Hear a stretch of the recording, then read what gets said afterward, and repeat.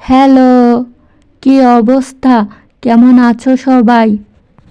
অনেক অনেক দিন পরে একটা ডেইলি ব্লগ আপলোড করছি।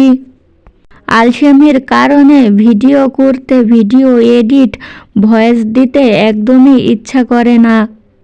এজন্য অনেক দিন অফলাইনে ছিলাম। এখন থেকে চেষ্টা করব নিয়মিত ব্লগ আপলোড দিতে। তাহলে চলো আজকের ব্লগটি শুরু করি। ঘুম থেকে উঠে দেখি বাইরের এই অবস্থা, পুরো অন্ধকার হয়ে আছে। ঠান্ডার মধ্যে এক কাপ চা খেয়ে লম্বা একটা ঘুম দিয়েছিলাম।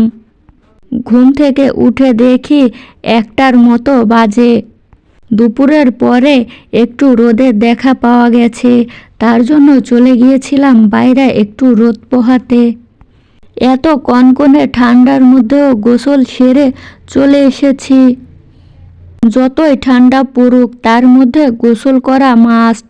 গোসল না করলে শরীর একদমই চলতে চায় না।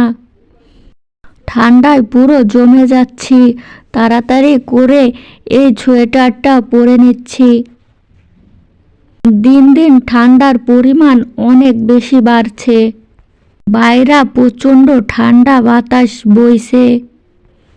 এরপরে চলে এসেছি রান্নাঘরে।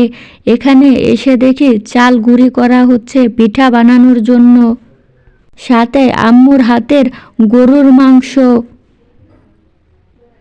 রান্না করা অবস্থায় এত লোভ লাগছিল। আম্মুর হাতের গরুর মাংস রান্না, সাথে গরম গরম ভাত। দুপুরের খাবারটা বেস্ট ছিল। ডিনারে খেয়েছি গরম গরম পিঠা আর গরুর মাংস।